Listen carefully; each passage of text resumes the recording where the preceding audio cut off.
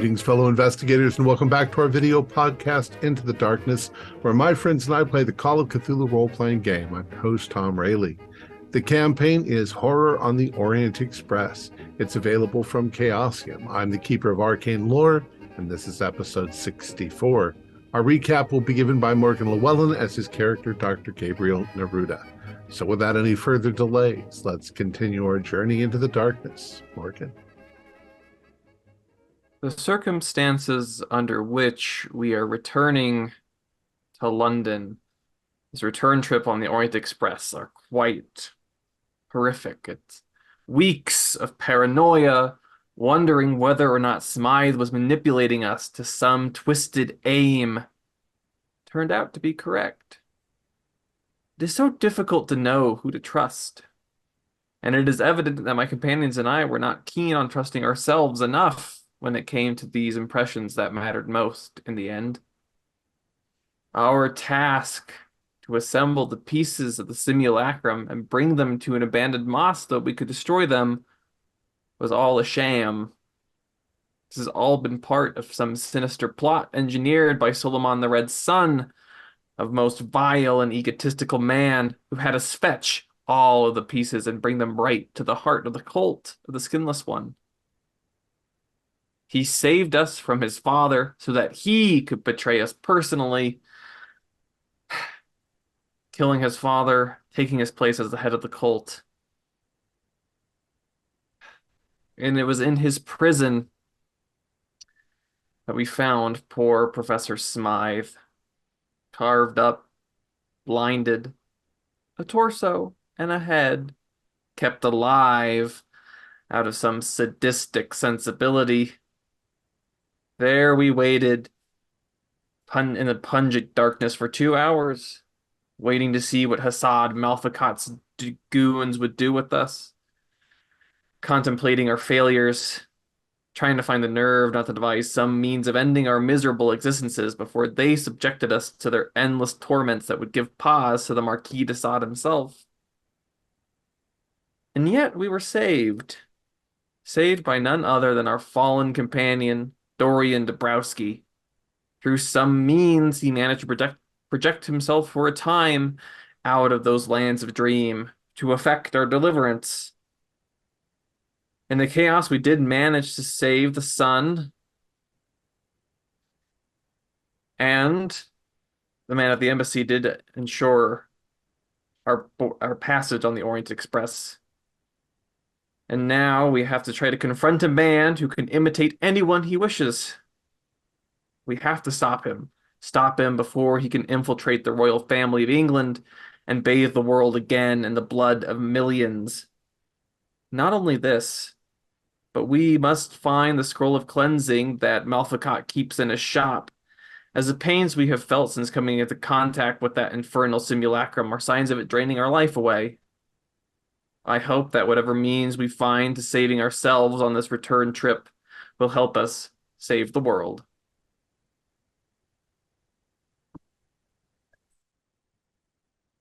So, before we move forward, I would like each of you to roll a 20-sided dice 2 times and keep the 2 scores separate.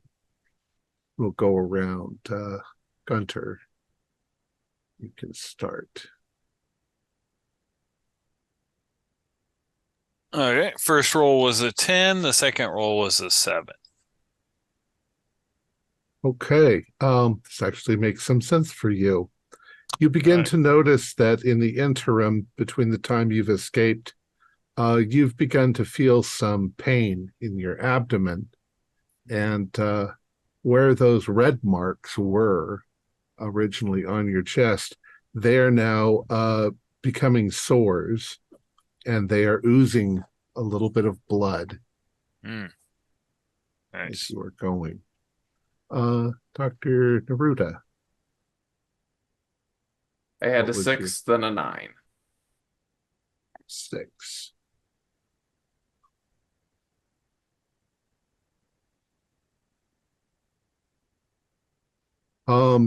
You also are having difficulty in your midsection, but for you, the veins underneath your skin are starting to bulge outward, almost like varicose veins, and you're finding them on your chest and your stomach. Theodore. 10 and a 6. We're all related numbers here. Right. You are getting, once again, oozing sores, but on your left leg that are irritating you. And 8 and 20. 20. It makes sense because you had the scroll of the head. You are breaking out in acne all over your skin, the skin of your head. All right. So you guys managed to get to the platform before before the train leaves. You've been sent with tickets from that have been granted you because of Sir Rutherford's interference. When you arrive, you are the platform is crowded. You can see quite a few people getting onto the train. You are going to be in the Calais car because that's the one that goes all the way to Calais, where you then have to take the ferry across to England, which is the same car that you came in originally, or one of them. As you walk up, you go up to the attendant who's standing there, the conductor. He's dressed in his blue uniform. He smiles at you as you come up, and he has a clipboard in his hand with a list of the passengers so that he can, check in who you are and check your names off of the list. Do you want to do anything before you get on the train, or? I know we were in something of a hurry, but we have no luggage or spare clothing or personal effects now. We had moved everything foolishly for safety into the bunker of our supposed friend. So if there's time to do basic shopping. Okay, you had a couple of hours, so we'll assume that you've outfitted yourselves with clothing. Maybe get like a day bag with one change of clothes and. All right, we'll assume you have all of that. Yeah. And the porters will load all that onto the train and send it to your respective rooms. Anything else? Might we have a little luck in getting like maybe a pair of gloves, a flashlight? Anything that you want to have gotten, you've got. Okay. All right. Yeah. So a few odds and ends along those lines thrown into the day bag with its changes of clothes. Yeah. Anyone think of a way we could get a passenger manifest? See who's gotten tickets recently? Well, the guy who you're going up to has such a thing in his hand. I know, but he's checking you guys in. Can't just grab that from him. Sleight of hand. You are the mastermind. That'd be a real trick to pull it right out of his hand. He would notice that he didn't have it anymore. You just have another piece of paper, kind of. Yeah, but what I'm gonna do when we get on, I'm gonna look around because they probably store it somewhere, like maybe like a clipboard near I'm just going to kind of look around. Hey, is there like an obvious place where they would keep this? From your previous travels, yeah. The guy, there's usually a conductor assigned to each car. Mm-hmm. And yeah, he would have that information right there. Okay. But as you come up to him and you tell him who you are, he gives you your assignments. You already know that you guys don't have bunks together. Right. So he says that berth 1 and 2, which is 1 and 2, so the upper berth and the lower berth, you got bunk beds. Mhm. Nice. It's Dr. Gabriel Neruda, and you will be rooming with Luigi Martinelli. 3 and 4, you've got Gunter on the lower berth and Jack Gatling on the upper berth. You have Dr. Roland on the lower berth of 5 and 6, and Sir Robert Harrow on the upper berth. And then in 7 and 8, you've got Theodore Thursby on the lower berth and Emilio Constanza on the upper berth. Amelia. I'm sleeping in a room with Amelia. Emilio. Oh, Emilio. Emilio. Okay. Yeah. All right. Okay. Just Yeah, didn't no, they're want not going to put you in there with a lady. Oh, scandal. You can do a spot hidden because then you can see the other people on the train.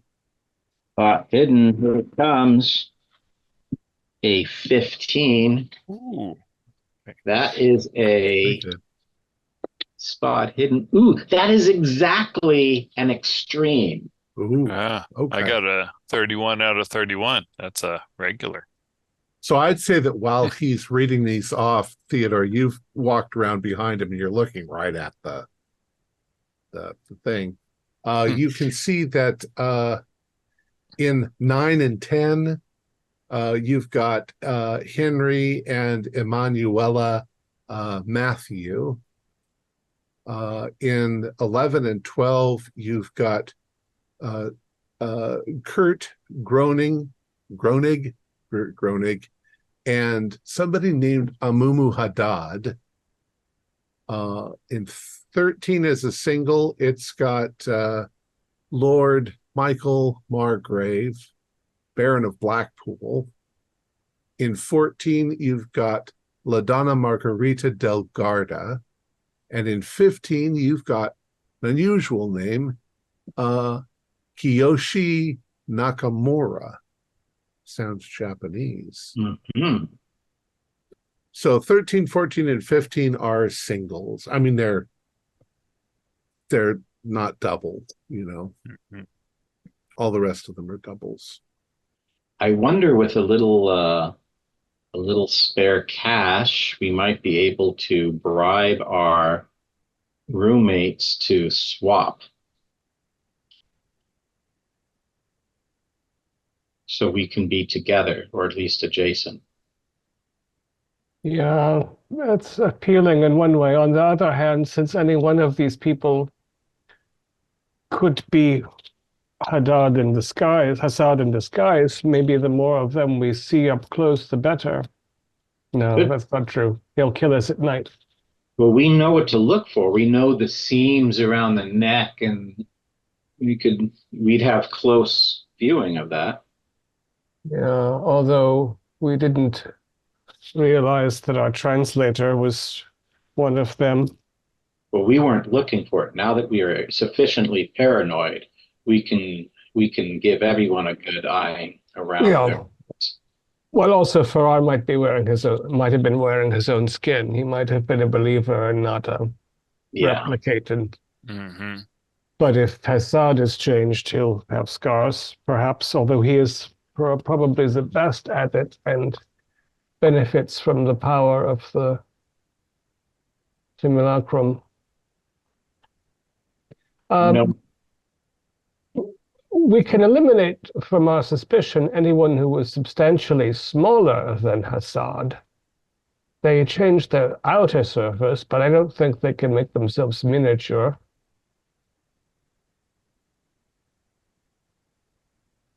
Other than that, I'm afraid the only rational approach to this problem is to go to the rearmost car of the train with 4 sharp blades and systematically kill everyone moving forward, and then search their corpses for the scroll of cleansing.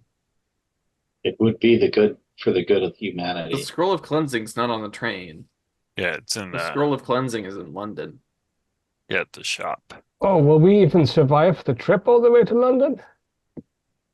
The way my head hurts. Better pray What to choice do we somebody. I have? don't know, but we don't have much of a choice. What are the chances that they know we're on this train? Well, they'll know we're on the train soon enough. It's not like it's very hard. It's hard to hide on the train unless you're a vampire and you keep yourself in a box at storage. Oh, unless you just stay in your room. It would be difficult for us to communicate if we do not leave our respective berths. Exactly. And he presumably is also in the Calais car. He is on his way to London. That would How make many sense. cars? How many cars are on the train? Wait, I didn't hear. What was? I'm not exactly sure. There's quite a few. People are going back. And at the stop we are at, Mhm. so they would be somewhere on this big platform too, because they're getting on the same place. Or already on the train, or yeah. So what cars are boarding? Can we see? Are there a couple cars? They're all that boarding. aren't? Oh, they're all boarding. So Yeah. so they could be anywhere on the train. I was hoping that Constantinople is the end of the line, so Got okay. all the people getting on now are going back. Yeah. Got it. And it could be any of the cars. I was thinking like maybe three of the cars were already full and they wouldn't board those, but it's all of them. Okay. All of the cars will go to Paris, and the Calais cars will then continue on to Calais. Right. Got it. Okay. Reasonable to assume it'd be in a Calais car because he Right. wants to get to England. Yeah. So there's how many Calais cars again then? Just Calais? Let's just say for the upper class, yours is the only one. These 15 berths. Oh no. Yeah, and he's arrogant enough to probably want to be on upper class. So Yeah. he's freaking on our train car. Oh my gosh. We're totally going to be spotted. If not one of us rooming with him. We could also turn that to an advantage if we watch the people as they see us. He thinks we're dead. He might have a reaction. Yeah, that is what I'm hoping for. I was even watching the conductor as he checked us in to see if he looked surprised. Right. Yeah. Good thinking, Dr. Curse. I assume he would rather be a passenger than staff, because why work when you are planning to take over civilization?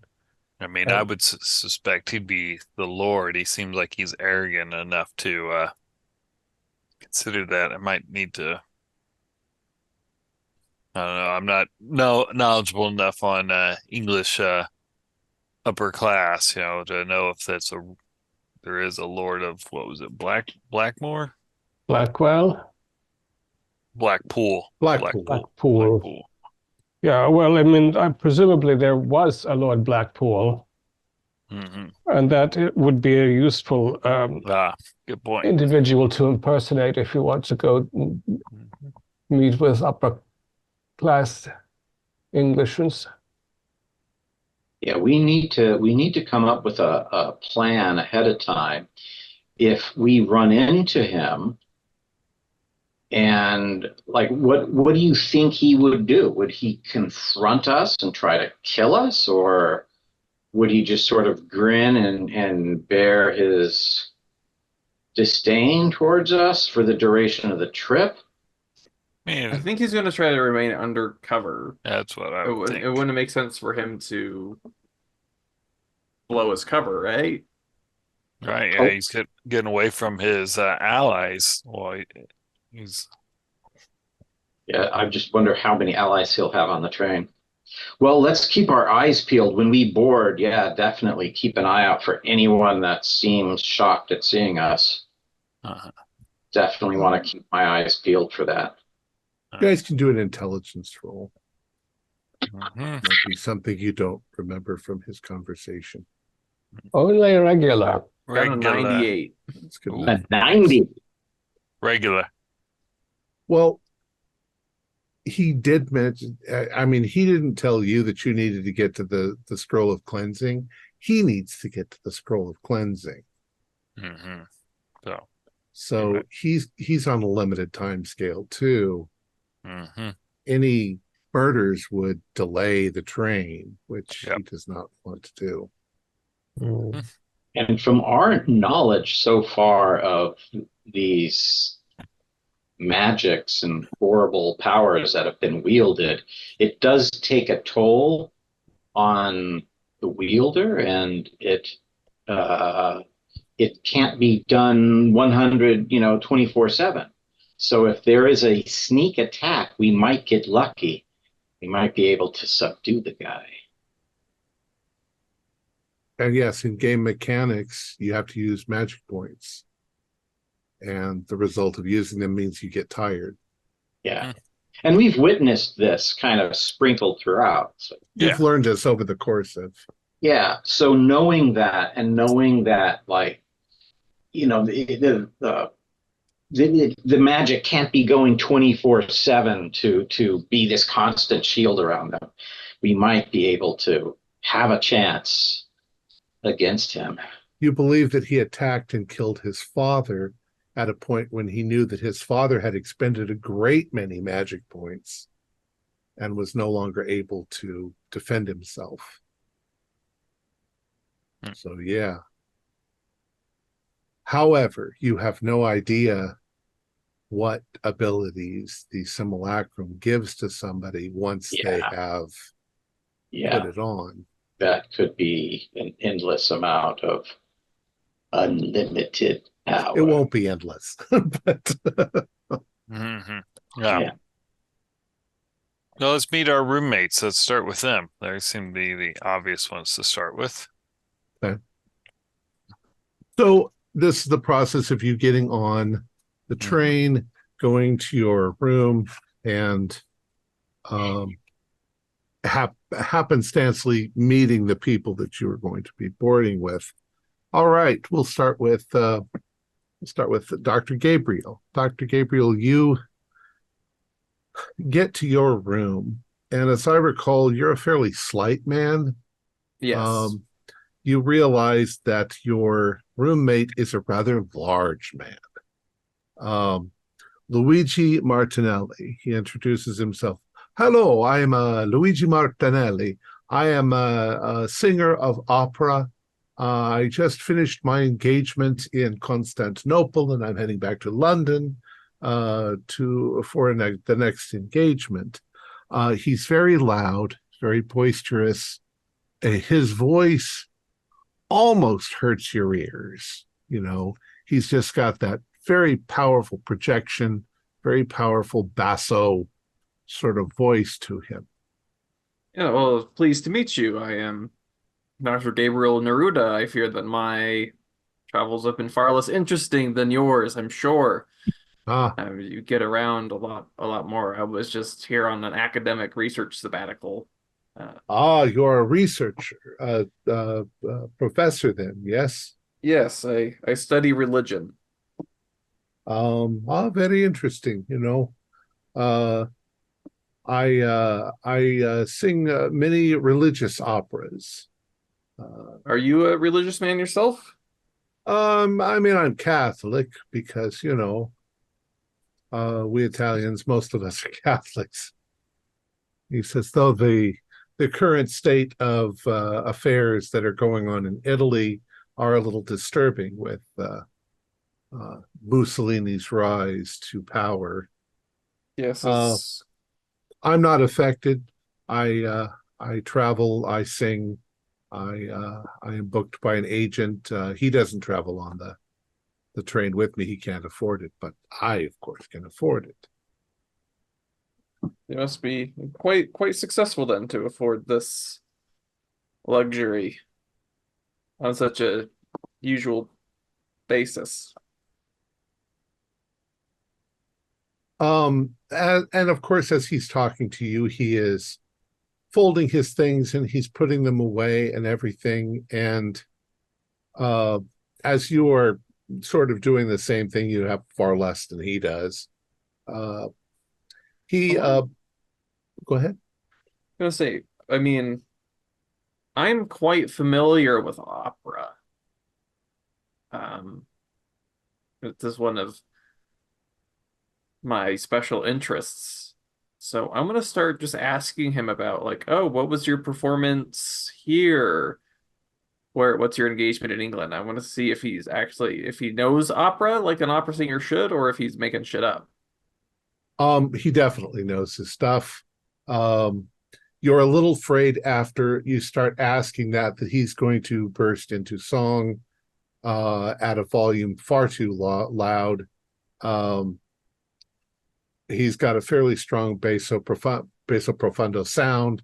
You're pretty sure that these are the rules that he would have played, and of course he tells you, I played this and I played that, and I've played in Spain and in Madrid and Milan, and had an engagement in Venice and all of these places. And then he stops and he puts his arms sort of akimbo and looks at the upper berth, and he's like, telling me, would you consider switching with me? I am not sure that I'm going to be able to climb up into that upper berth. Oh, of course, that's more than reasonable. Should be no problem. So he says, we are all tucked away. Would you like to go to the salon? We'll have a drink. Oh, most certainly. I could use a drink. Okay. So unless Malfacat knows a fuck ton about opera, I'm not sure Luigi. Yeah, you don't think that Malfacat would be anywhere near as sophisticated as this. So Gunter, you get to your room. Oh, I should also say that Luigi looks like he's maybe 57, so he's Older a well-seasoned opera singer. Okay. Gunter, you get to your room, and there is a fellow in there. He's about 32 years old. He seems to be a little hyper in what he's doing. He's putting stuff away. He's got a number of notepads and things like that. He introduces himself. Hi, I'm Jack Gatling. He has a very distinct American accent. I am Gunter Block. Gatling, like the gun? Yeah, same. I don't know that I'm related or anything, but it's one of those names. So tell me about yourself. What are you, or what do you do for a living? Oh, I'm a columnist. You're a columnist. Oh, Yeah. like for a newspaper? Yeah, I'm syndicated, so I write a column for various newspapers, Boston Globe and stuff like that. Mostly gossip about what people are doing, famous rich people and so forth. Oh, We got quite a few people on the train that have interesting backgrounds. I'd sure like to get in there and find out what's going on, see if there's any dirt. Well, I mean, I myself am a famous entertainer. I am the magnificent Gunter Block, the touring magician, which is what brought me out to the Orient. Oh, he says that's so. So Yes. have you worked with people like Houdini or? Oh, no, I'm not quite that successful. If I could work with Houdini, that would of course be a dream come true. But working my way up. But I do play to large theaters. So as soon as you start talking about this, and he's more or less put his stuff away, he grabs one of his notepads and he's like, do you spell your last name with a K or with an H? An H. Gunter Block. The great Gunter Block, the magnificent. The magnificent, of course. Of course. Yes. We all must have played various places. And then he Yeah. begins asking you all sorts of interesting questions about So what's famous people that you've met? And Would you say he has more of a Southern United States accent, or can I place the region? probably New England. Probably New England. Okay.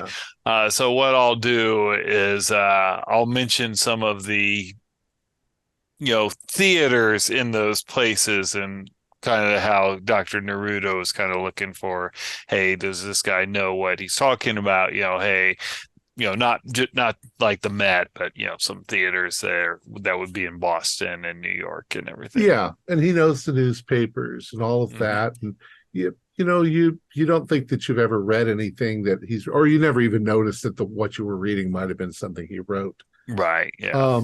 He also seems to be intensely interested in the people on the train. He knows there's a count and a contessa. Oh. That's Henry Matthew and his wife Emanuela. But he says, I think there's some hanky-panky going on this train, because you do. I'm pretty sure that there's a connection probably between her and that German fellow, that industrialist. Oh, which industrialist was that? See, I got the notes here somewhere. Kurt Groening. Oh. I've kind of been following them around, in places in Europe and seeing what's going on there. And I'm just hoping, if there's a scoop to be had, I want to get it. Oh, well, I want to read it. I seems like something I want to discuss over some tea. Oh, well, sure. I mean, my stuff, so I'll put shall we go into the lounge and of course, see what's going on? Yeah. I think we will make If you hear anything from somebody, just tell me and I'll get it written down. Anonymous source, of course, but I'll know who it came from. Yeah. Right. Let's see. Dr. Kurz. Get to your room. And the fellow there is Robert Harrow, Sir Robert Harrow. He's about 40 years old. And from your best guess, he seems to be some sort of minor politician. But he's pretty up on himself, and he starts talking to you. You can also tell that he's used to money. He's got money. And he's like, it's so what was your reason for heading towards Constantinople? I mean, I travel around all sorts of things. I've even been to Africa. I've done some big game hunting, and I've traveled the world. What called you to Constantinople? For me, it was less specifically the individual stops along the line, but the experience of the breadths of Europe in the modern age. Being Swiss, we are already an international people inherently, but also it's a small and isolated place, whereas the Orient Express allows you to see so much of the world. Yeah, to a lot of countries on the way. It's unusual, of course, for me to be in close proximity to the landed gentry. If there are any particularities of, do I call you Sir Robert, or? You could just call me Robert while we're on the train. Yeah. I mean, I get a little tired of the Sir Robert stuff all the time. I mean, when I was in Parliament, it was a formality, and I mean, I'm a down-to-earth person. The English in general somewhat fond of formalities, I have found. Yes, indeed. I'm surprised that you're not traveling with a wife. Well, political life kept you from settling down, or is this an escape? That's kind of the case. I never really settled down. I've been too much just traveling and seeing the world. And I mean, maybe I have a girl in each port, as they say. Yeah. And how long you were in the House of Lords, I assume? Yes, back in a few years ago, I had a position there. But my God, that's stuffy. I Mm, should be doing a British accent, and I'm not. But my yeah. God, it's quite boring, you know. Yeah. Well, yeah. That sort of political life has never appealed to me. I'm more a, small focus individual. Um, as a parliamentarian, though, is the House of Lords you serve for life, yeah? Or do you take a sort of period of leave for your travels, or? Well, I mean, there's ways in and out of it. I guess I'm not a very good lord, so I just go off and do what I want to. If they need to vote, I'm just not there to do it. Hmm, I benefits wish of I'd never gotten involved. It was like, my father kind of pushed me in that direction. Yeah, well, yeah, the landed family comes with responsibilities. You are the first son, I am assuming. Yeah. And was there something about uh, Constantinople in particular for you, or? I just always wanted to see it. I heard the sort of the one of the birthplaces of Christianity. Not really the birthplace, but it's where it really developed into something. Uh, Mhm. Architecture, the buildings are beautiful, but I'm just interested in enjoying life while I'm still fairly young. And he's actually about 40, so nothing in what he says rings a bell or sounds like he's making a mistake. Yeah, I'm sort of, yeah, I might ask him about his family, but I don't know enough to tell if he's. I assume that Assad is a fairly worldly fellow, if it's generalisms. Yes, speaking of enjoying life, shall we retire to the lounge and get some refreshments before we're underway? Yes, that sounds like a good idea. And then we got Theodore.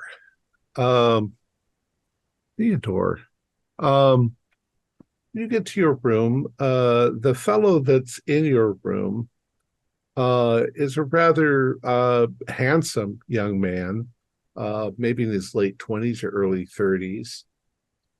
He's very well dressed, almost has a British style to his way of dress, but you think maybe he's either Italian or Spanish, and introduces himself as Emilio Constanza. Uh, he tells you that he is well. He says, I'm traveling because I very much have wanted to see the world, but mostly I am a studier of language. Uh, I've got a few languages down pretty well. I was trying to get into the Greek and the more Serbo-Croatian languages. Uh, I like to throw myself into that sort of study. Fascinating. I reply to him in Italian and say, "Oh, that's fantastic. I love languages as Yeah. well." So do an intelligence roll. Certainly. Yeah. Oh, look at that. Oh, wow. Just when I said I was rolling so well with these dice, it's a 95. That's like a huge Yeah. fail. Well, he doesn't do the accents very well, but he does seem to know the language. Mhm. Um, there's also a bit of, I don't know, you get a weird feeling from him that he's exaggerating a bit, or that Do I see he's any seams, anything around his head that no, looks peculiar? no, he looks like, I say, he's a rather handsome person. He's got that sort of dark olive colored skin.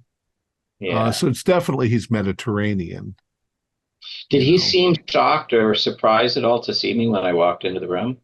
No, perhaps more like just wondering who his roommate was going to be. Okay. And he wasn't particularly all smiles when you first walked in, but he definitely is trying to make an impression on you. I do a psychology roll. I don't know if you have any psychology. Oh, yeah. Got an amazing psychology of 5. 41, that's a complete failure. All right. Yeah. Oh, wait, I had psychology 16. So I still completely failed, but at least failed. Wasn't quite as. Yeah, he seems, I don't know. You'd have to get to know him better. A little bit off there. Well, it's a pleasure to meet you, Emilio. Seems a little hold offish, I guess you could say. Yeah. You know. Thinking of maybe going to get a drink in the car. It looks like this is going to be quite a journey ahead of us. That sounds like a good idea. All right. So over the course of, let's say, the next hour or two, the train's on its way. The train leaves the station. It heads around the opposite direction of the way that it came in. It skirts around Constantinople, and you see the beautiful mosques. And it starts to head off into the countryside, and pretty soon it's clicking away. You meet some of the other people on the train while you guys are in the interim, when you're in the lounge and so forth. Henry Matthew and his wife Emanuela, they are a rather handsome couple.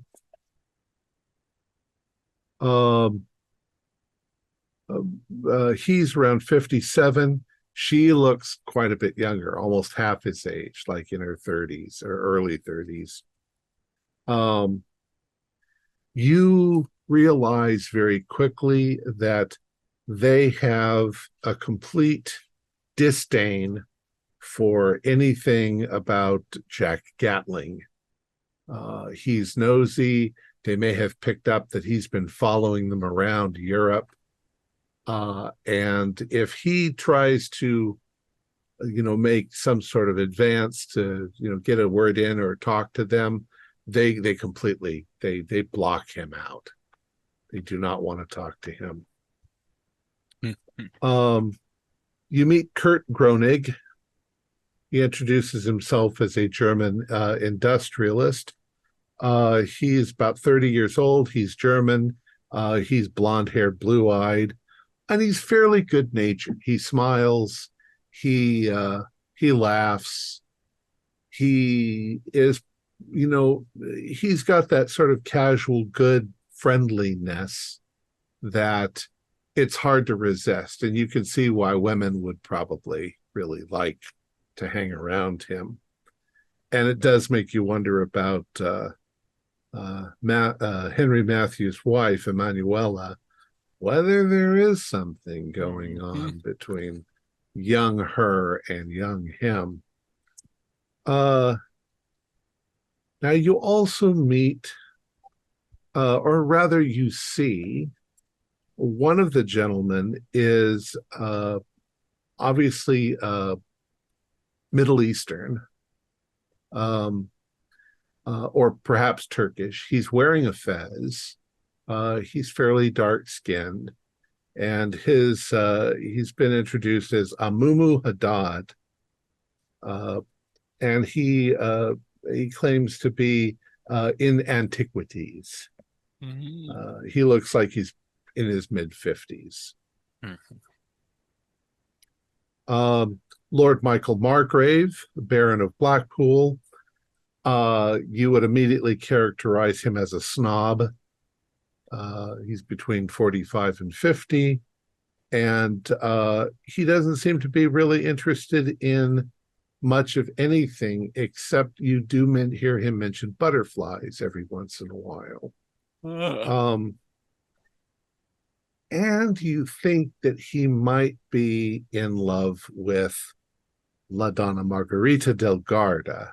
There's definitely something going on between them. She looks like she's about 35. She is extremely beautiful. She's some sort of Spanish aristocrat. And then there's the one that stands out above all the others, which is Kiyoshi Nakamura. He appears to be a wealthy Japanese businessman. He is about 49 years old, maybe 50, and he stays to himself. I go get a drink with Jack, and what I'll first do is kind of like Theodore was kind of looking for, like, the scars around their necks. I'm assuming that they probably are dressed in attire with their collars buttoned up. But I mean, obviously, what was his name? Amumu? Amumu. Okay, all right, that's right. Adad. No, Amumu Adad. Is he having a drink? Or is he more of a... He is not drinking alcohol. Could be a religious reason. But I'll go over and introduce myself to him. He gives you a look of surprise that somebody's coming over to his table. He looks at you strangely at first, and then sort of gestures for you to sit. Oh, well, thank you. Like, just since we will be spending the next several days together, I thought it'd be nice to introduce myself to who we'll be traveling with. My name is Gunter Block. I am a entertainer. An entertainer. He says, I am Amumu Haddad. I am a scholar of ancient antiquities, artifacts. I have a rather large shop in Alexandria. And I deal with Egyptian and Middle Eastern antiquities. But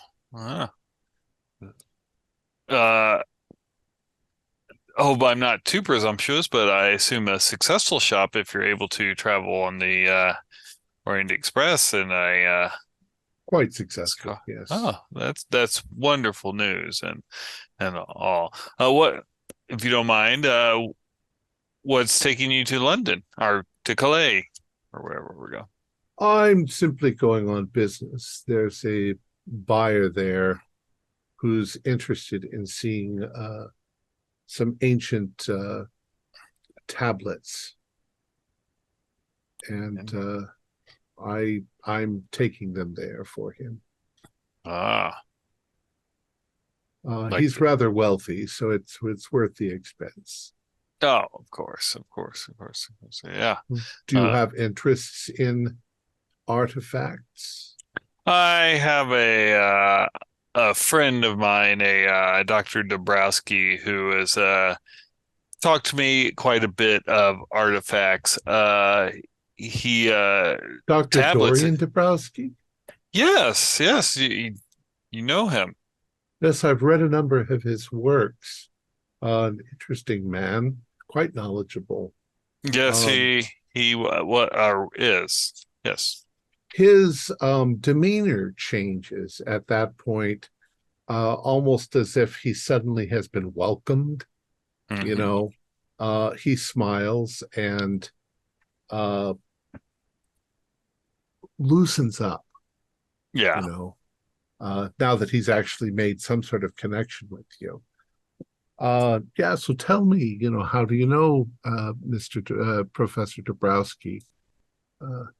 We are members of a club in the New England of Arkham specifically, and that's how we met. He liked to verify that some of his findings were real, and in my line of work, I'm able to maybe spot fakes and forgeries. I see. So you have some knowledge, some expertise. A little, nowhere near your level, I'm sure. Well, I'll tell you, the Middle East is filled with fakes. It's very difficult. Once somebody finds something famous, then there are 1,000 artisans who make fakes of it in order to try to sell them as well. It's difficult to find. It takes a lot of expertise. So I've been studying this most of my life, and my father and grandfather before them. So, it's interesting that it's a family business that's kind of passed down and that you've excelled at. Yeah, we encountered some fakes while we were in Constantinople, some scrolls that were stored at the museum, and they were obvious the once you opened Topkapi it. Museum. Oh, yes. Yep. That's very interesting. How did you know they were fakes? Oh, well, there was you could spot that it was obviously they'd used some tea to age the scrolls rather than them being many centuries old. You two speak Persian? I do not, but we were able to have someone to assist us in that. And I was more to spot, the stagecraft that someone would do to make them seem older. Yes, I suppose that would be helpful if you said you were a magician. Tricking people is what you do. In a way, yes, but I hope that most people know that it is more of a in good fun trick, not to take money, not to steal money from them. Of course I take their money when they pay to see the show.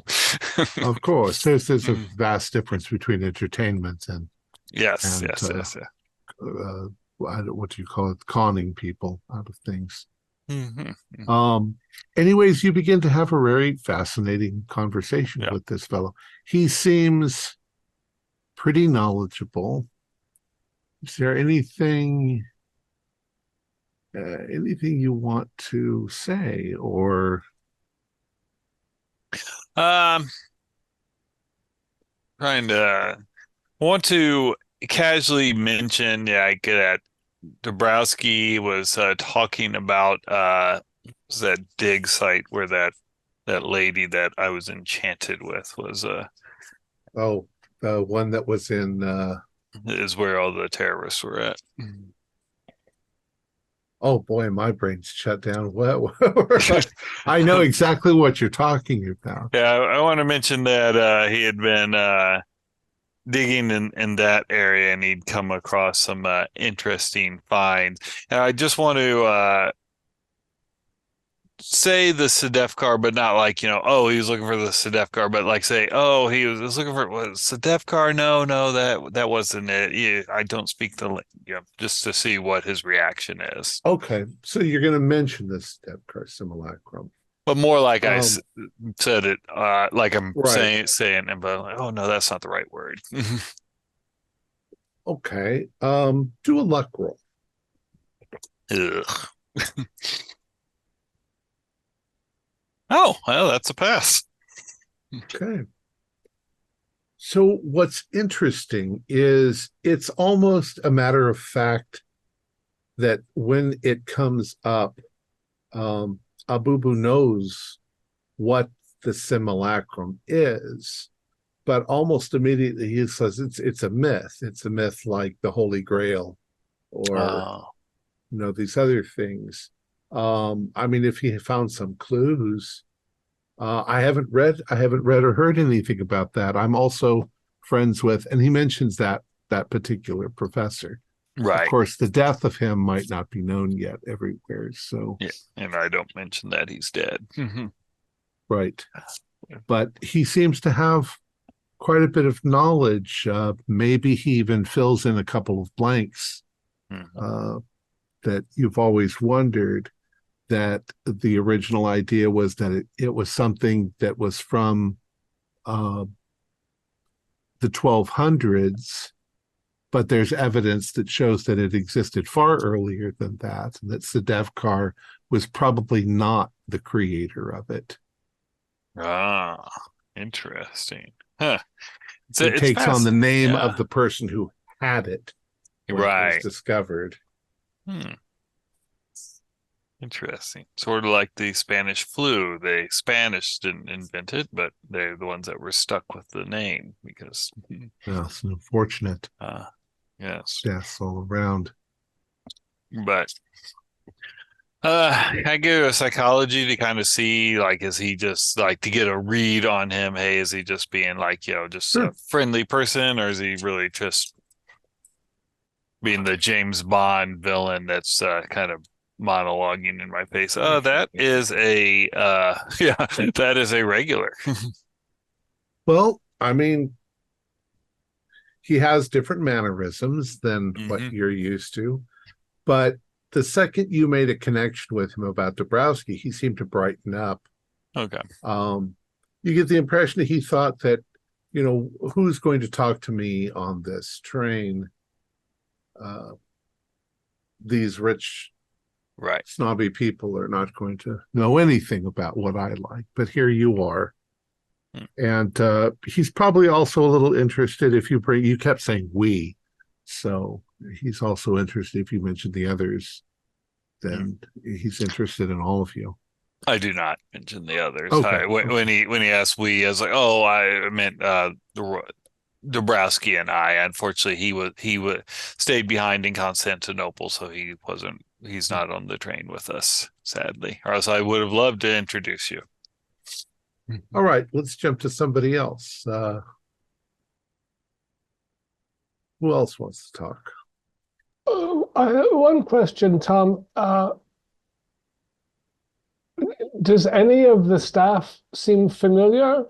We have been off and on this train for a few weeks. We should have met some porters and some guards and others, although, of course, some of the guards on our last leg of the journey got shredded. I'll say do a luck roll. Ooh, 10. So that's a success. In fact, it's an extreme success, as if that worked in luck. We'll say that, let's say as you're in the lounge car, the guy behind the bar, you recognize him, give him whatever name you want. We'll just say that you recognize him, he recognizes you. Mr. Kurz, Dr. Kurz. Laszlo. Did you get a bit of a break in Constantinople, or have we been traveling while we were in town? Well, we usually only get a few days break, but yes. Nice to see you. You're on your way back then. Yeah, the long variegated journey is over, and we must hurry back to London to meet again with our friend. Well, this is the fastest way back. Yeah. Does Laszlo know about our being the saviors against the terrorists? We'll say that, your reputation has moved around the train. So, Yeah. yeah. Uh, He's very smiley and quite, he even remembers the drink that you liked. So he'll have it ready for you. yeah, very nice. I'm not gonna pick his brain now, but I'm establishing that we have some friendly personage. And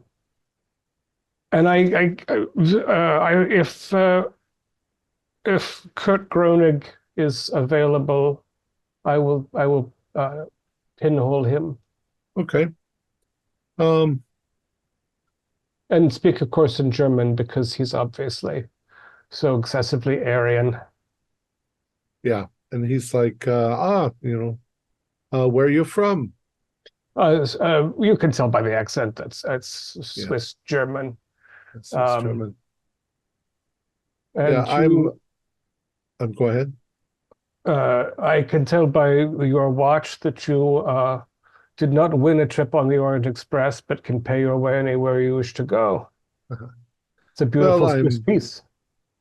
I'm the heir to my father's company. He's a German industrialist. He immediately regales you with some funny stories. He's quite charming. You can do a psych roll on him too. Oh, it's not my forte, but even if it were, 93 would be a failure. I'll say that there's something about his charm that's infectious. But it's practiced. It's practiced. Yeah. Yeah. Businessman bon ami. It's not. I was going to see if industrialist means many things. What does he manufacture? Oh boy, it doesn't say in here. Well, so my intent is because I am an inorganic chemist. I know about metallurgy and chemistry and these things, which a occultist is very unlikely to know. So I just want to pigeonhole him about whatever they manufacture, and I will be able to tell if he's bullshitting me. Okay.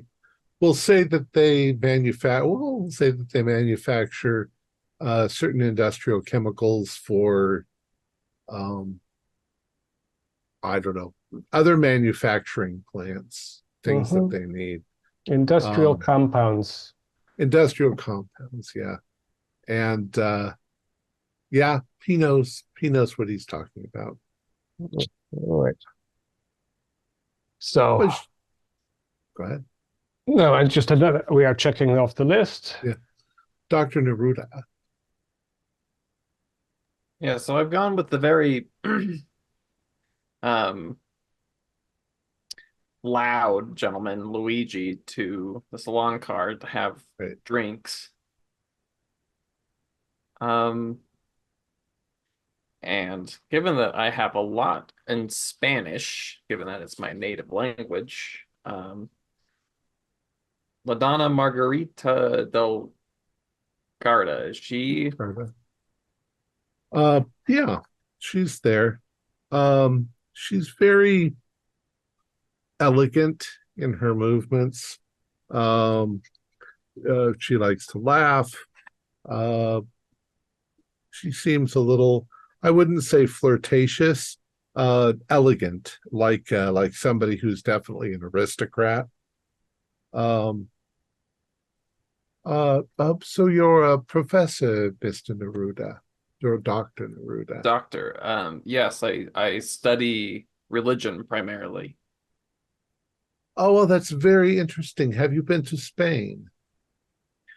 I've been through Spain, but it's been a long time. I'm originally from Buenos Aires. Some very, very beautiful churches in Spain. Testaments to the religion. Of course, you know that there was a period when we were mostly Muslim too. Yes, of course. So that Moroccan influence seems to be everywhere, that Moorish influence. She's charming, she's lovely. You can do a psychology roll on her as well. Like the real make or break test for her, whether or not she's a cultist, is if we're having this conversation in fluent Spanish. Yeah, she speaks fluent, and it's Castilian Spanish with all the lisping. Yeah, 67 is a fail on psychology. Okay. She seems to be, she has the aristocratic ability to make you feel like she's listening to you, but you're probably sure that she's a little bit enamored of that what's his name? That magician, Gunter Block. Lord Margrave. She keeps glancing over at him. Now, Margrave is the butterfly person? Yeah. butterfly person who has an air of disinterest in the social stuff. He seems into himself. You're not really talking to him, though he's sitting nearby. I'll say something like Mariposas, butterflies. Like, Hey, I'll do a luck roll. Well, I have 49 luck and I roll a 50, so missed it by 1 point. Okay.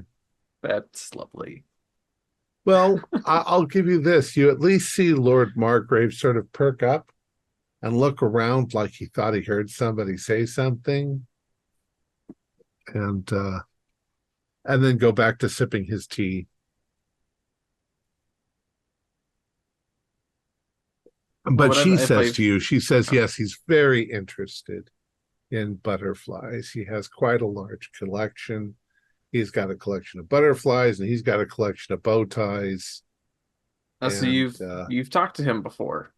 Oh, yes. You could sort of say we're a little in business together. I really shouldn't mention it. Well, you seem like such a warm character, and he seems like such an icy fellow. Well, it's his reputation. We're not married. And he has his family name, Margrave. He's a baron. And so he has to keep up appearances. It's interesting. One of the things that fascinates me is how it seems that as the world grows more and more secular, it still holds on to a rather few religious moral principles. Yes, but then that's just the way the world works.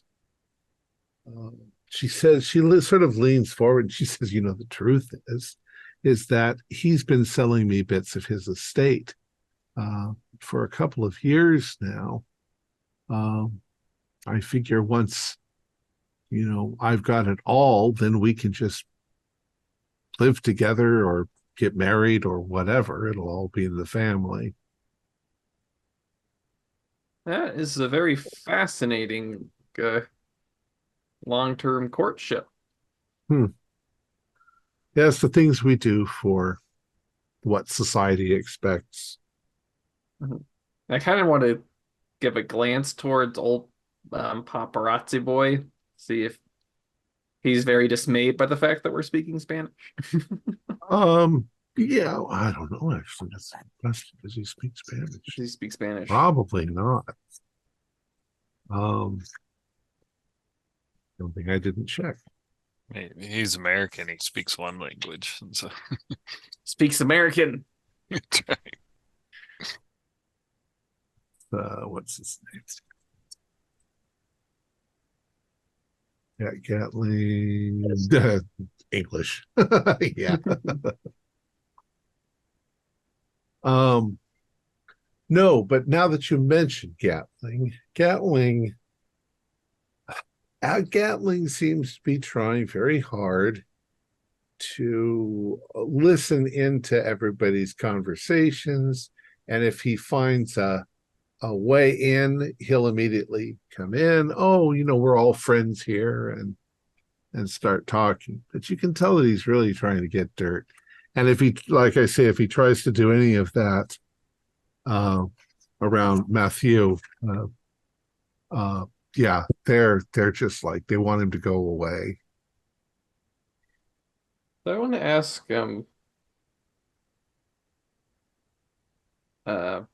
Margarita, has Mulgrave been acting strange lately or differently? It's strange. He's stranger than he normally is. He's I very mean, for somebody who's eccentric. I mean, he's just. I mean, I know some people are more inwardly oriented, but He seems Let's say rather aloof. he's a different man when we are alone together. But as far as his hobbies go, he very much has those hobbies. And he's very much obsessed with him.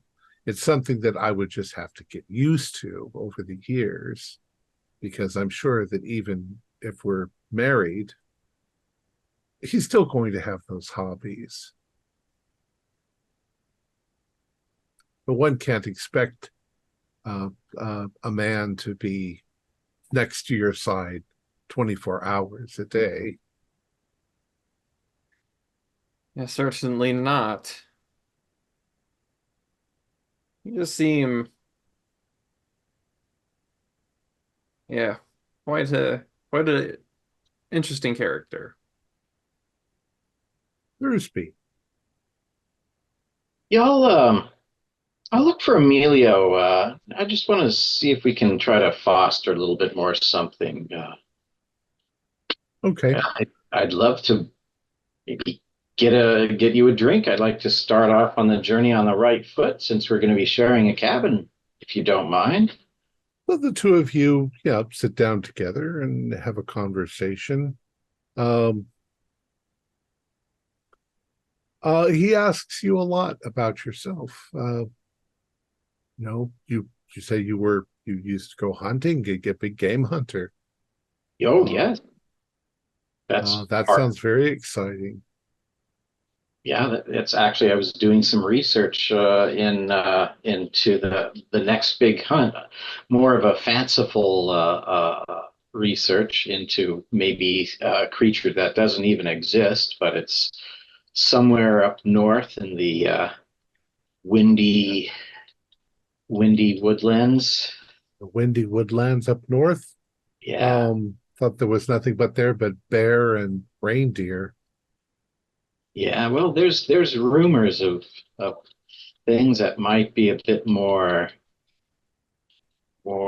intelligent and aggressive. Might prove to be Really? quite a good hunt. Again, it's just superstition, but I figured since I've hunted most things on this globe, this might be the next big, great adventure. He doesn't seem to know anything about things like that. I would like you. Let's see. We'll just do an intelligence roll on him. Something Hey, that look you're at that. Finally worked. I just made it by 4. Okay, so it's just a regular intelligence roll. So you think that he is trying very hard to make it sound like his life is extremely boring. Yeah, so he's trying to just not make me pry too deep into what he's. Right. This is But prime you can suspect. also conversely think there's a few little phrases, a few things that he raises an eyebrow to that seems like he knows exactly what adventure is, Mm-hmm. but he wants you to think that he doesn't. Yeah.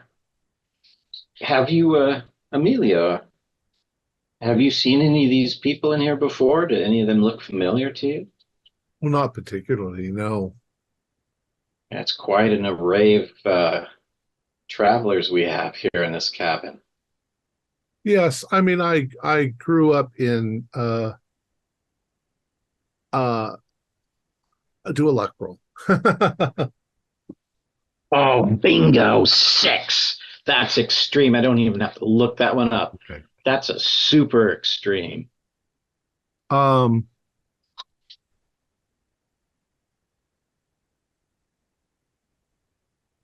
what seems to have happened is he sort of for a moment loosened up, and he tells you that he grew up in the Middle East, but he stumbled over his words. You think that he was going to say that he grew up in London and then switched at the last second to say something else. You also think his English accent's pretty damn good. Does anything odd? Is there any shimmer, luminescence, anything peculiar from any part of his body that I'm catching with my eye? No, but you do get the feeling that he is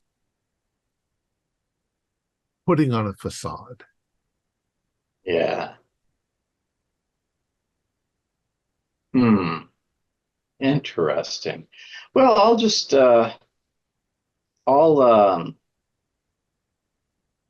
I'll get him another drink and toast to our successful journey.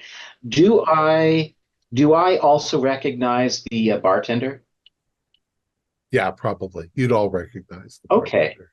So I would like to hush, like kind of quietly, ask him to put like an extra strong shot in his drink. Just want to maybe see if he can kind of. Okay. Yeah, you're gonna try to get him drunk. Yeah. I'm gonna say do a luck roll. I mean, you will be able to do what you just said, but I wanted to see what the effect. Oh, 008. Darn it. The camera's embedded in the. Yeah. Yes. Okay.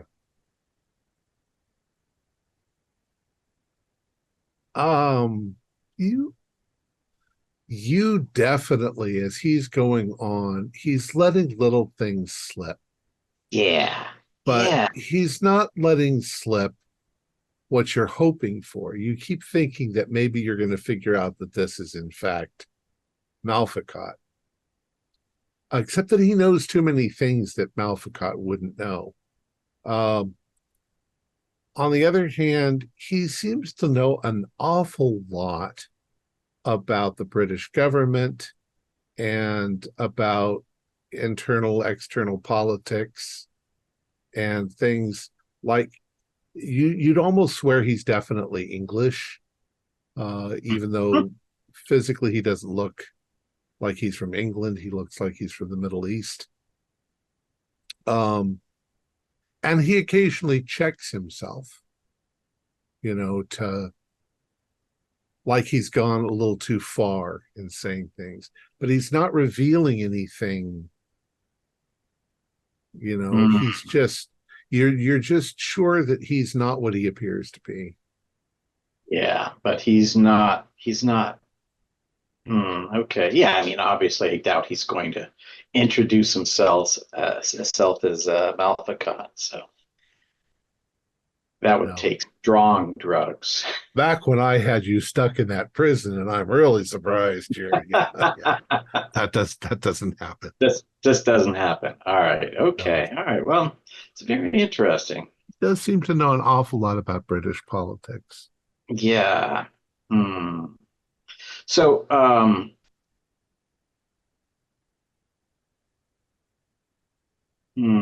okay, maybe I'll let this go for now. I don't want to push my luck too much. Yeah, don't trust this guy. Okay.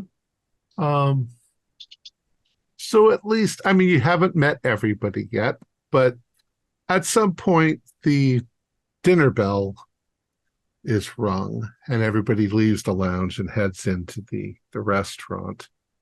Yeah, I'm gonna sort of when people start to move, I will sort of tap whichever one of us is near. It's like, let's stay back and take notes for a moment. Yeah, so any suspicions yet? My roommate, I'm pretty sure that he is legit. He's a gossip columnist, but he knew a lot about the New England area. So I think Amumu knew who Dabrowski was, and when I mentioned the Sedefkar, he dismissed it as a myth. Well, my roommate is a very boisterous opera singer. Look at you. Yeah, and he seemed to know his stuff. Likewise, LaDonna seems to be on the up and up just because I don't think that Malficott is fluent in Spanish. I am curious, though, about this Lord Michael Mulgrave. Mm. She described him as he's normally very cold in public, but that's kind of the perfect kind of person to imitate. Apparently, he's very into butterflies, so if any of us could strike up a conversation along those lines to see if he really is obsessed, if it's legitimately him or somebody's bullshitting us. But the thing is, I don't know enough about insects to I suss know. that out properly. I have some uh, more than common knowledge of the insect world, so I might try to feel them out. My cabin mate does not present a strong impression either way. But I talked to the very blonde fellow, and I think he is legitimate. I'm curious as to whether so I'm staying with Sir Robert Harrow. I wonder if he and Lord Margrave. Again, I never know how this English do it. Is it Baron Michael Margrave, Lord Blackpool, or Baron Blackpool, Lord I can never keep straight how they have so many titles. But they should know each other. I mean, they're probably second cousins and also probably half German. But it'll be interesting to see if they know each other. Keeper, how large a figure was Hassad Malfikat? How big was he? Yeah. Was he a striking, strong figure when we followed him through the sewers, trusting him to be our only ally? Not particularly. You wouldn't think he was exceptionally strong or anything like that. He certainly wasn't. You'd almost say he was a little underfed. So he might be small enough to pass for a Japanese businessman. Maybe. But then again, when you saw him when he put on the Sedefkar simulacrum, that he changed in size considerably. Oh, yeah. So, and then shrank again. So maybe once they have that degree of control, they can fit into any vessel they wish. Well, I met a person. My roommate seems quite suspicious. Oh, He started off with one accent, which seemed to bleed into another. He claimed he was a linguist. His origin story shifted from one location to another. He seems to be suspiciously familiar with British politics, yet he claims he's not involved there. And I get a very strong sense he's hiding something. We should certainly keep an eye on him. Yeah. But I don't believe that I'm not sure Malficott's intention is to be a master manipulator in British politics. It's just to try to imitate somebody with a tremendous amount of say already. I'm also not sure if, I mean, I guess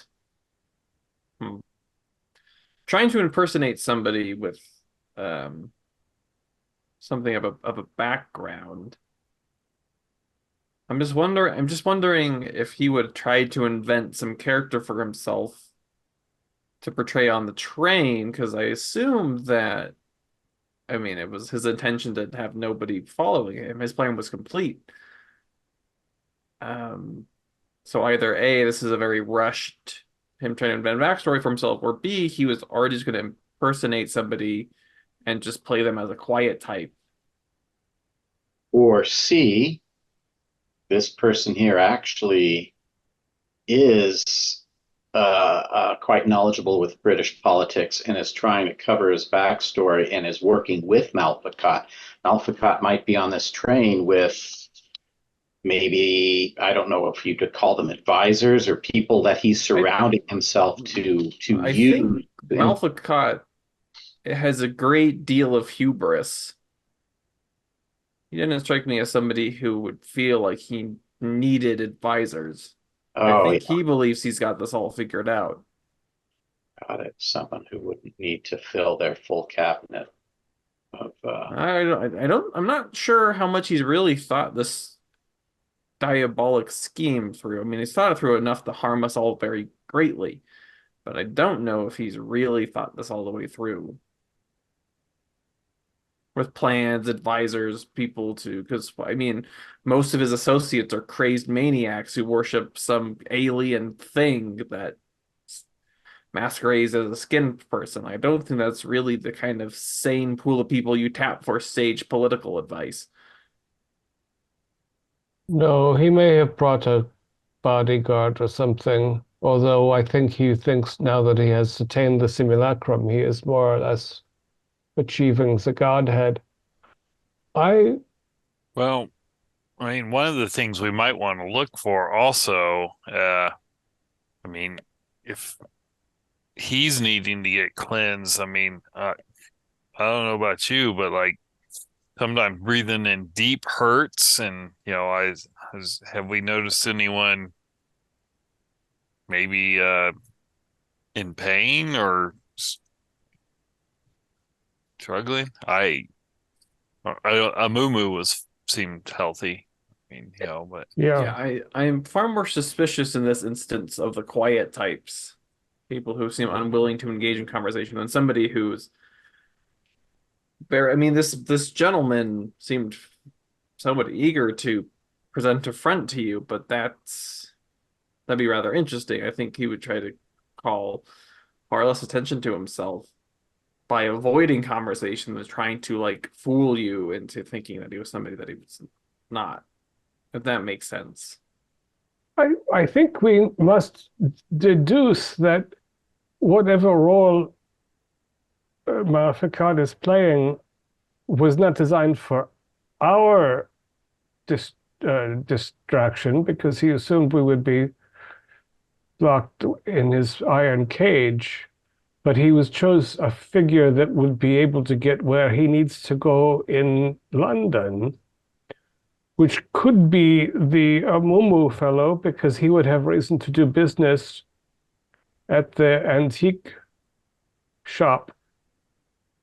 Mumu, who would be doing business, like business trips frequently are planned well ahead of time.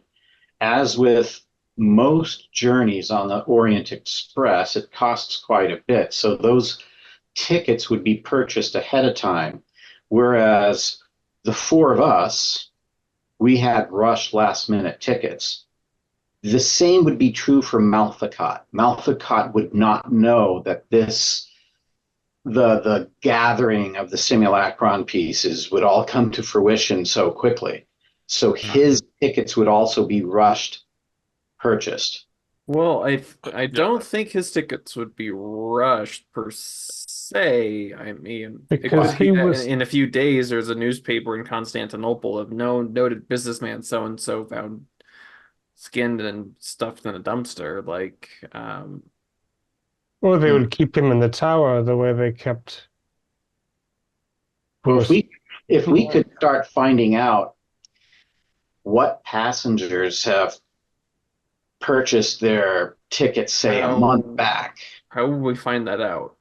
Well, we're in good with some of the train staff, and it seems to me we'd be able to, I don't know, we'd have to devise a plan to figure that out, but we could cut the list of suspects in half if we found people with tickets purchased a month or more beyond. But Malficott and us, we just got these tickets. This is a recent purchase. It doesn't make sense that Malficott would have age-old tickets for this. Well, I don't know if the staff knows how long. They know who's given tickets to Write It Back right now. I don't know if they necessarily know how long ago those tickets were purchased. That might be something they could telegraph an office to ask. Do the tickets have the actual purchase dates, like a modern day ticket? I'm sorry, out of character to the keeper. I mean, they run the place extremely efficiently, so it's very likely that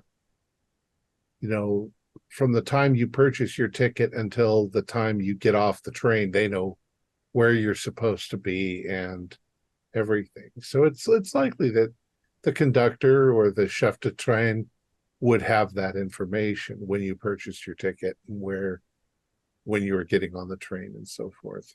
Yeah, because they connect with hotels in different locations and have all of these things. There must be a complicated ledger, and perhaps we can impose on our friend Laszlo, the barkeep, once we have a theory that is workable. I don't know, since Malficott has been toying with and using us, and we had Farrar as a guide, he did not have to rush the same way we did.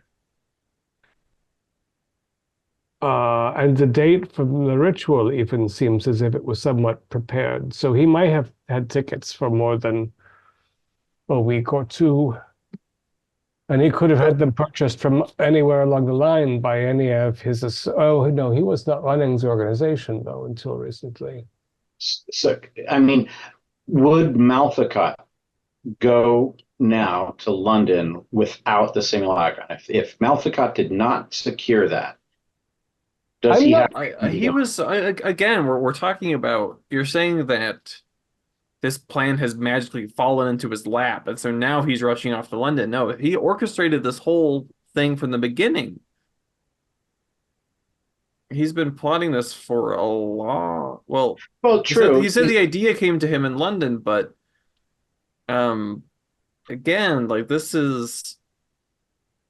I don't know how far in advance anybody else purchased their tickets either. Like, sure, he didn't purchase his ticket a year in advance or several months in advance. He would have purchased it a week or so in advance.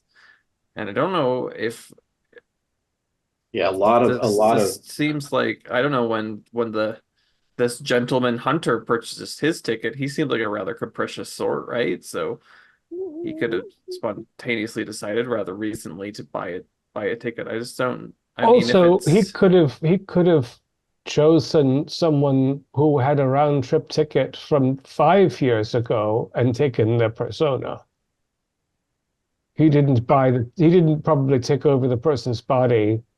He didn't necessarily take over the person's persona and skin and then purchase a ticket to the Orient Express.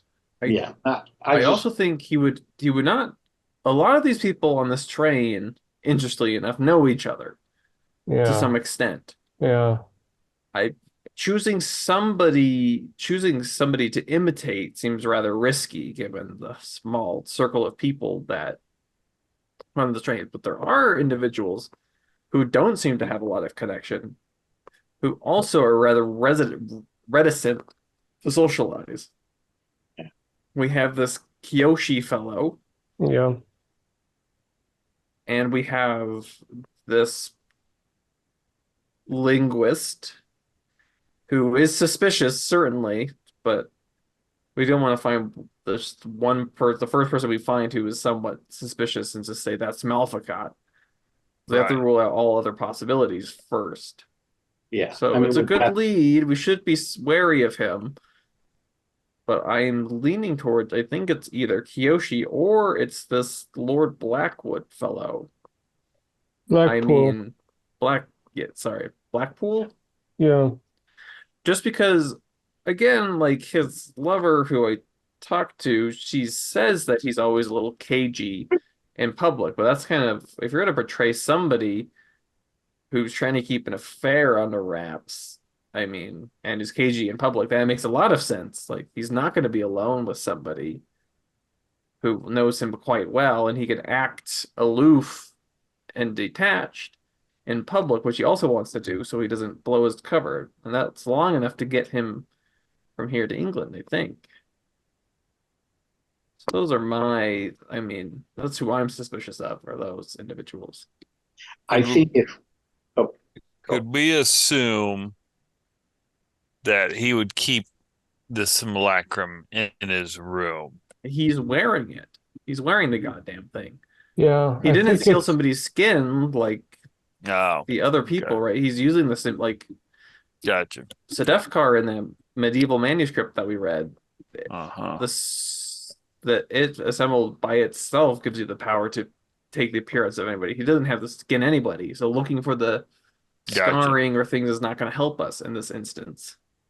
Yeah, we're not going to find it in a cabin or in the storage because it's inside and outside of him simultaneously. So we could look at the ticket data if it's available to us to see when people purchase their tickets. Because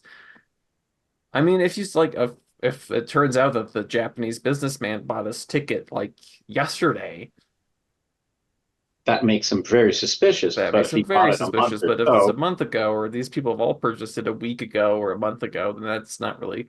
There has to be a very stark outlier for it to be meaningful.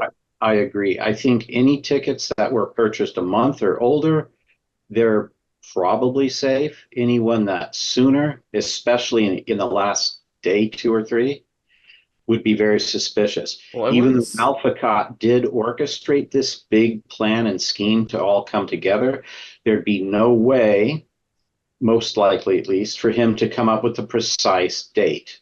So they've I don't know, the cult got a pretty good beat on us at one point of true, whether where or we were not, stopping. yeah, did we gather everything? I mean, that's all, these questions are all up in the air.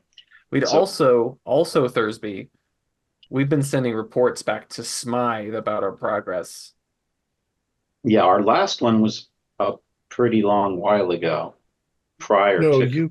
you haven't been able to send message, but you don't know where Smythe was. So Oh, that's right. We talked about doing it. We never could. Yeah. Yeah. That's right. I'll give you just a little bit of clarification. One is you have done enough things that delayed and or changed it. Malficott would have only had a day or two once you were in Constantinople. He couldn't have possibly known that you were going to give the simulacrum to his agent, so it could have been delayed a while. In any case, he wouldn't have been able to buy a ticket until very recently. But if he was replacing a person who had a ticket already, yeah, that's possible. And some of these people will have had their tickets for months, and the train is full. Yeah. They had to bump somebody for you to get on. Yeah. So I think it's still a worthwhile lead to at least look at it. It would narrow things Again, down. if we can get it, and if Yeah.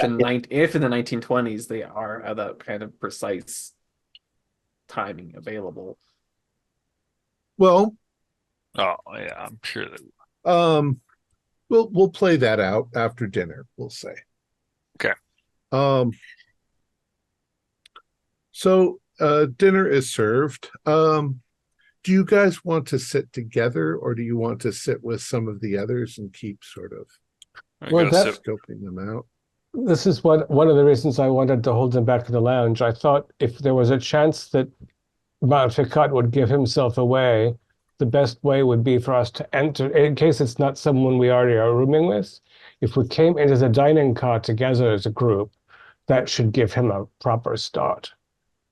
So I wanted to try that. We don't have to sit together, but I thought if we enter together, it should be shocking. Mhm. If we hear a glass clatter, we have a suspect. How soon before dinner? Well, everybody's gone. Yeah, they we- ring the bell. So It's coming up. So it's within an hour. Like, Yeah. oh, It's okay. now. Yeah. People are It's going not- in there to sit, and Got it. Okay. you've got a menu, so you can order what you want. Let's do it. Yeah. So we make a grand entrance and then we split up because Okay. Well, do a luck roll as you guys go in. The lowest one or the highest or all of us? Who's got the lowest? 46 here. 62. 50. Luck, I have 49 luck. Always So relying on Hunter. Dabrowski to be worse than me. 70. That is a fail. Yeah, I mean, there's people talking, so Mhm. nothing seems to be going on. Nothing gives anything away. So you can see immediately that nobody wants to sit anywhere near Gatling. They all know that he's a fucking reporter, and no people want him to snoop around their stuff. So, but who would you like to sit with? As I walk by Gatling, I'm just going to kind of lean over and go. We should talk when we get back to the suite. Sure. Mhm. Then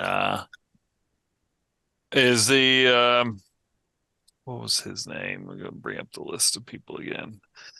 The guy that Naruto was suspicious of, the Baron Musgrave Okay. or Margrave. Is he's sitting alone, or these like kind of somewhat communal tables? They're not really communal. You could probably sit four Okay, at a yeah, table. I could. Okay. Yeah, we'll say that he. See, I forget how they're paired up. All right, so Musgrave. Musgrave sits there. You can sit with him, and LaDonna Margarita does come over and sit at that table. Okay. Which you think makes Margrave a little bit uncomfortable because he's keeping the relationship on the down low. Does anybody else want to sit with him? You can just keep the three. No, I'm gonna sit next. Is Kiyoshi here? Yeah, Kiyoshi, you haven't really talked to him. Yeah, I'm gonna sit by him. Okay. Sit with Kiyoshi.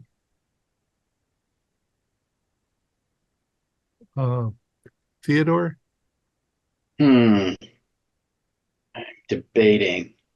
A Mumu Adad, the antique dealer. He's a nice dude. Well, no, I haven't met him, but just from what Dr. Kurz was, or no, who was that? I'll see if I can get a seat next to a Mumu Adad. Okay. And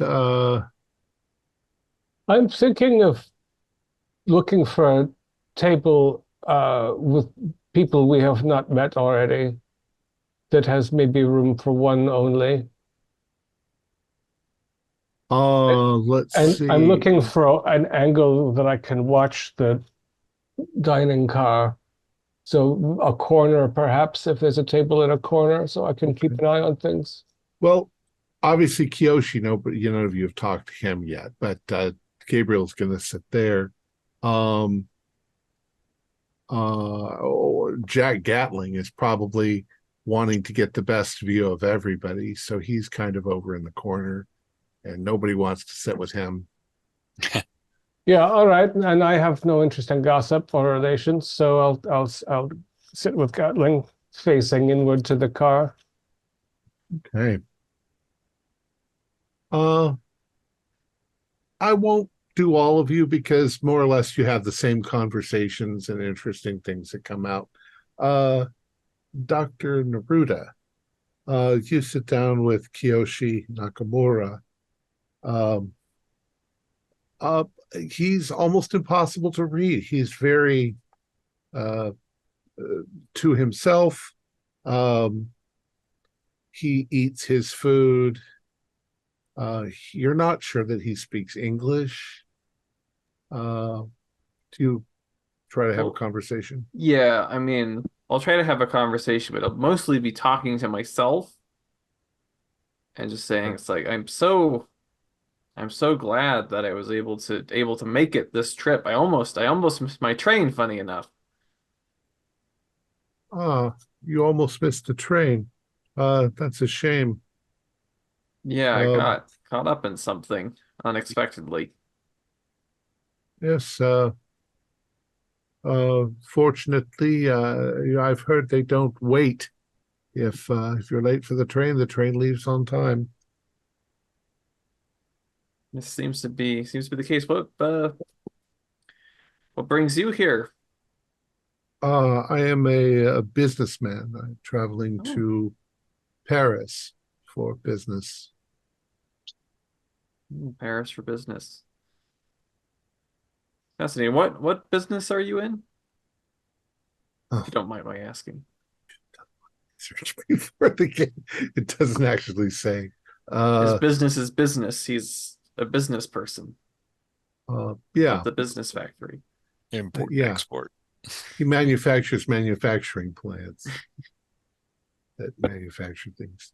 Um,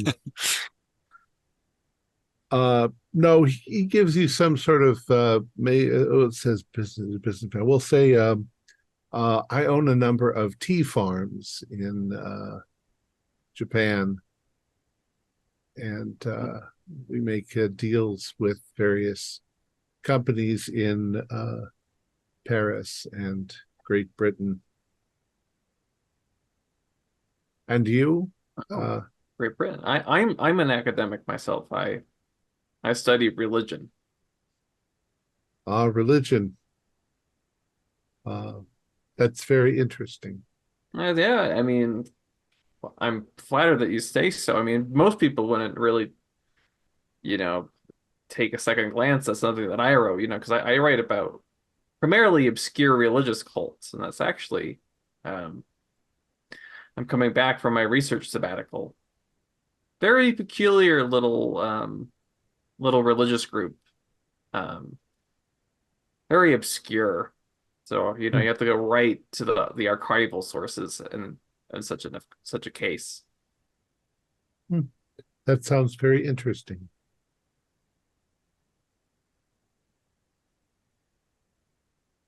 And he takes a bite of food and continues to Yeah, eat. this particular group, I mean, since you do find it so interesting, um, rather they're quite unique, in fact, and this figure that they worship is like a flayed man. It's quite fascinating.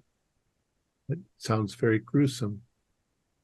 Yeah, gruesome indeed. Um, And he asks, do you know anything about Japanese deities? oh, I mean, I know there's been a number of religious developments over time. I mean, there was the Shinto religion, Ah, things with the yes. kami, the spirits. I mean, then there was Buddhism coming over from the mainland. Then there was the introduction of Christianity with the Portuguese. What what, He, what particular aspect of it?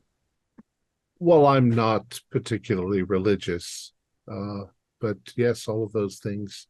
I'd say that Shinto is still quite popular, ancestor worship and so forth. We have great respect for the past, the people that have come before us. He goes quiet a lot in a conversation. He's Hmm. not much of a conversation. He's definitely got a Japanese accent. Um, and you think that he struggles every once in a while to find the word. His English is You'd say about 50%.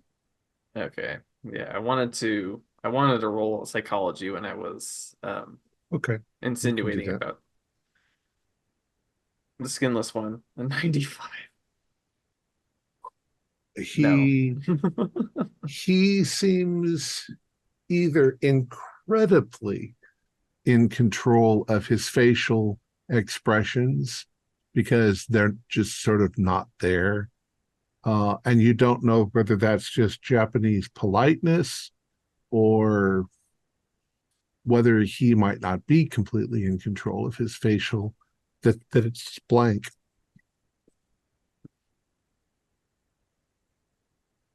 It's hard to read. You've probably very rarely met a Japanese gentleman before. Now, so I do have, I mean, I have more of an academic understanding of Japanese religious practices. And you say that yourself, you're not particularly religious. Was your family religious? Were you raised in a religious environment? Oh, I mean, our ancestors, of course, were. I think that it's more important to enjoy the fine things that you have and to not judge people by their beliefs. Life itself is a gift.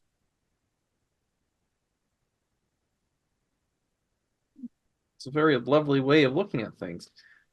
Peculiar for a businessman, though. I mean, that's a rather, one must increase your profits all the time. It doesn't seem much room for a quiet contemplation of It's what one true in has in business. life.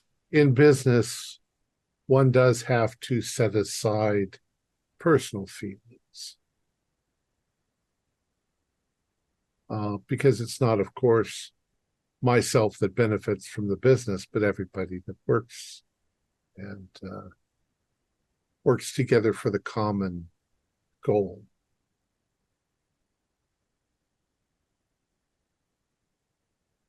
It's a peculiar way to describe profit.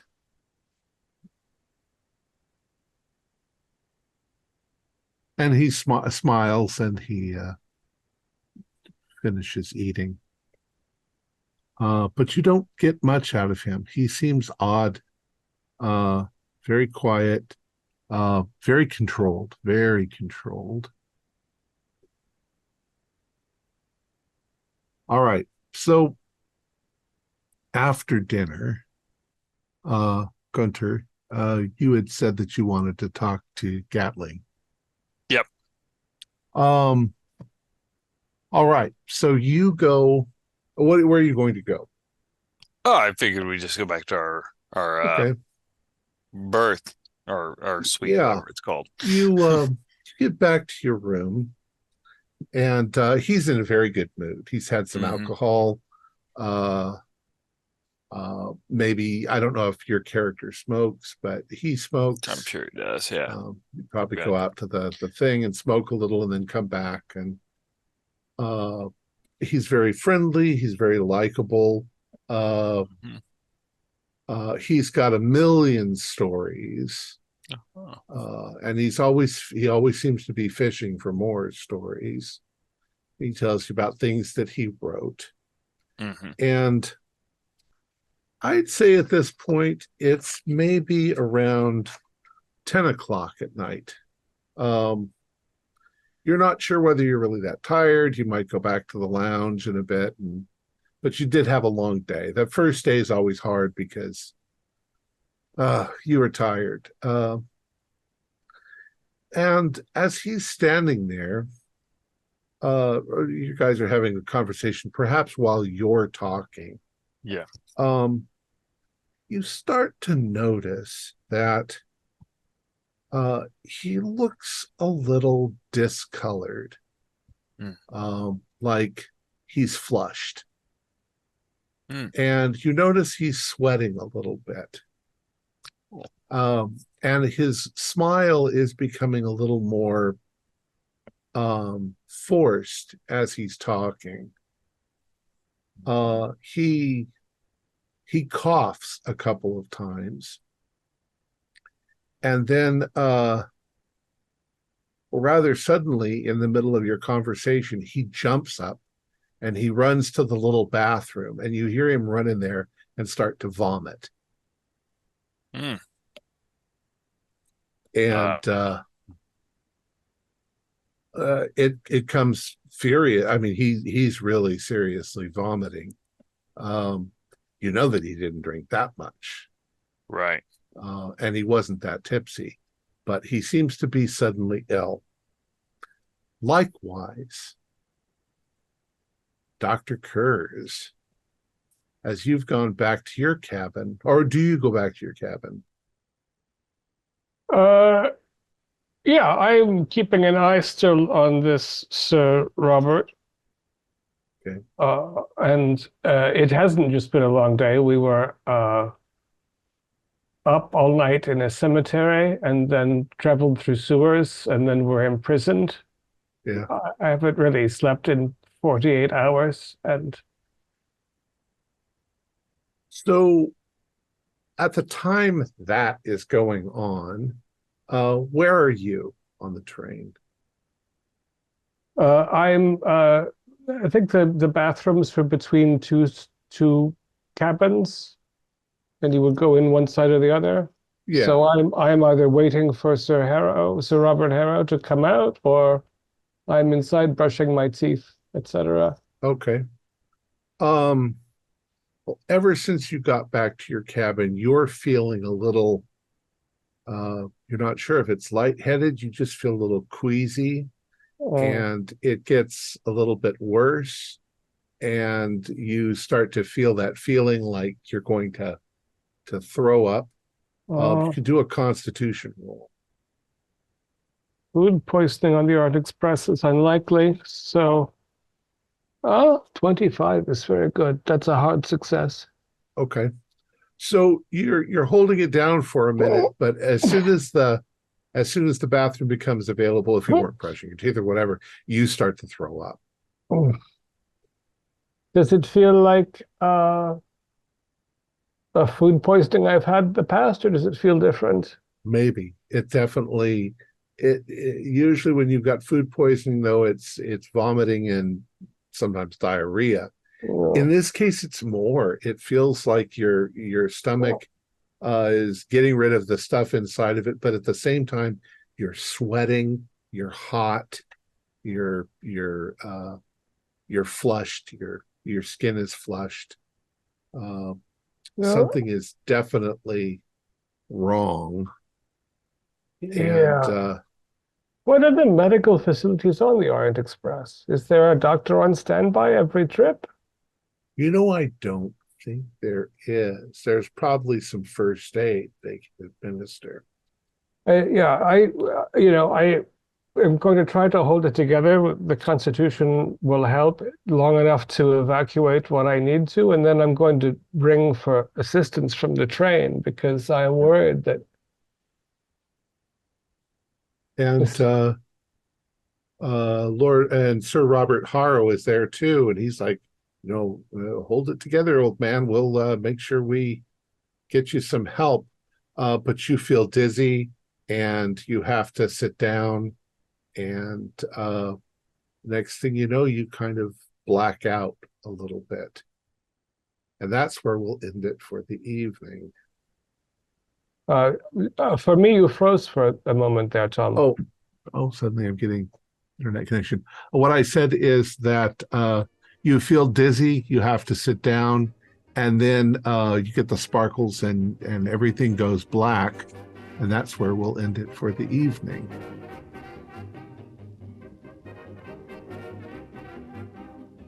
Our players included Morgan Lowell and David Gasaway, Stuart Lively and Keith Craig, with yours truly as the keeper of arcane lore. We have a Discord server where you can chat with other members, you can set up private games, you can learn the finer arts of gameplay and game mastering. We provide audio-only versions of our shows for you to download from Spotify, Podbean, or iTunes.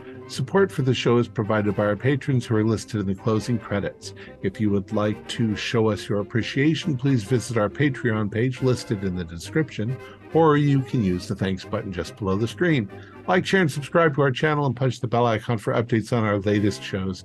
And leave us some comments. We enjoy reading them and answer any questions you might have. This is Tom Rayleigh, together with all the members of our gaming club, inviting you to journey with us once again into the darkness for another adventure into the universe of H.P. Lovecraft and the Call of Cthulhu role-playing game. Until next time, good luck and good gaming.